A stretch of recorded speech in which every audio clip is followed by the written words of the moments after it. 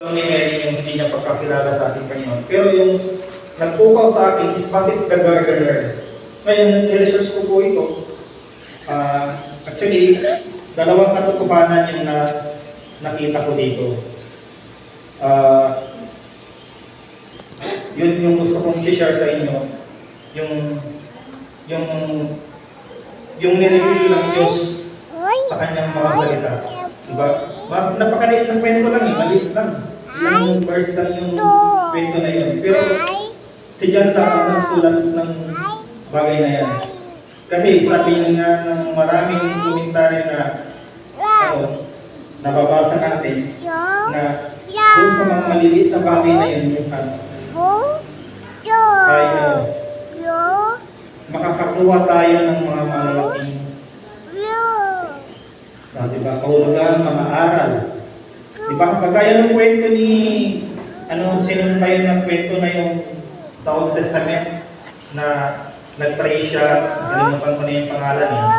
Nag-pray siya na maging blessing ang Diyos sa kanyang buhay. At naging blessing nga ang Diyos sa kanyang buhay, diba? So maliit na kwento na yun.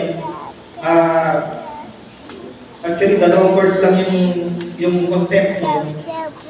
Pero, marami tayong mga bagay na nakita na mga katotohanan. At sa kwento na ito, ililingin din sa atin ang Diyos kung ano ba yung position ng ating Panginoong Kristo doon sa gardener. Bakit gardener ang pagkakilala sa kanya ni Mary? So, tandaan natin, bago tayo magpunta doon sa topic natin, ang Easter or resurrection is a real event. Diba? Real event yun. Hindi yun kwento-kwento lang. Diba? Hindi yun yung mga pinikwento lang ng mga bata tayo. Diba? Diba sa Sunday School, lagi natin itong itinuturo. Then resurrection. So it's not just a children's story. At sa ating mga Kristiyano, it is more relevant to us than sa kanila, yung mga Kristiyano noon, yung mga unang believers, relevant sa kanila yun, pero mas lalong relevant na ito ngayon sa atin. Dahil alam natin na nalalapit na yung panahon, di ba? Hindi lang natin dapat ito inaalala tuwing mga Semana Santa or Easter Sunday, hindi po dapat araw-araw. It is more meaningful to us than, diba? Gaya nung nakaraan, diba sinabi ko, yung meaning nung kamatayan ng ating Panginoon si Kristo ay, yun ang nagbigay na siguro sa atin ng kaligtasan na mayroon tayo ngayon.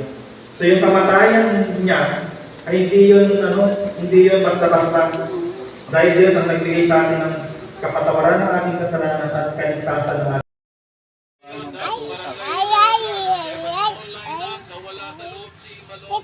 Si Gray, Vito, and Pringle sa wings ngayon. So, tignan natin kung mag-iibat ako ng laro. Vito is going to be matched up against Montana at that corner. Wrong day.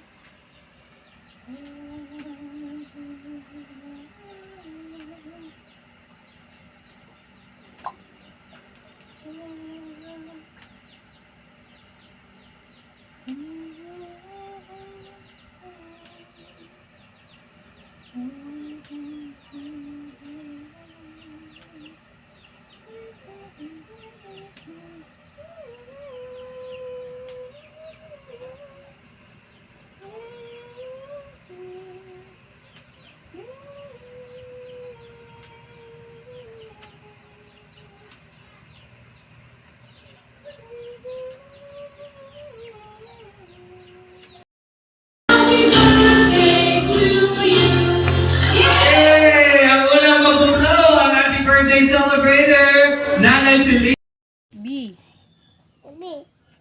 Ball. Bull. C. Bull. C. C. Cat. Cat. D. Meow meow. D.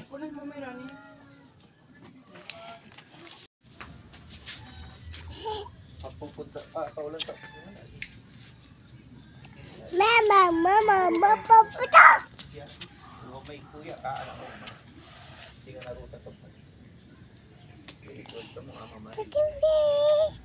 Pitoy. Oy. Tik. Tutok. Tok. Alam mo? Precious. Picture. Mira. Ila. Diaz. Dia. Mamaril. Papalal. Ano ulit pangalan mo? Precious. Picture. Mira. Ila. Diaz. Dia. Mamaril. Papalal. Ta. Lera.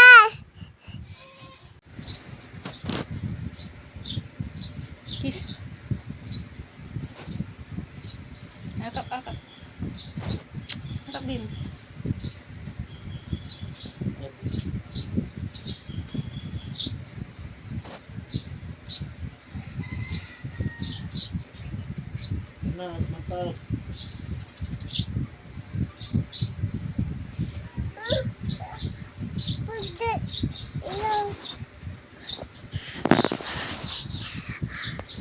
I I love love you, you, Mama. Mama.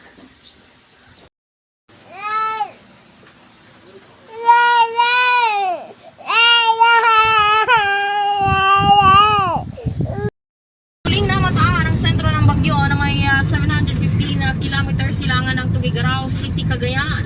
Ang pag-asa makakaranas ng ulan mula Lunes hanggang Martes ng umagas ang eastern portion ng Babuyan Islands, northern eastern portion ng mainland Cagayan at Ilocos Norte, Apayao, at inaasahan ding palakasin ng Betty ang southwest monsoon ngayong linggo ito.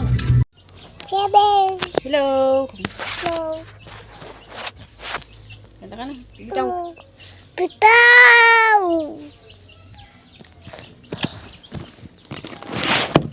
Yung paano na ito lang ito. Ulo. Ulo. Nasaan tingnan natin. Dito mo. Lukbuk.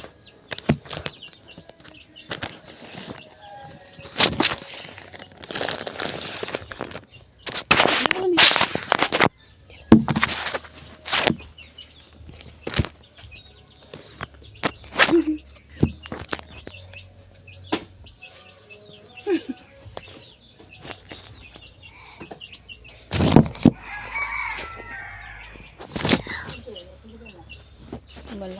Ay, ganito lang. Ulo. Hello.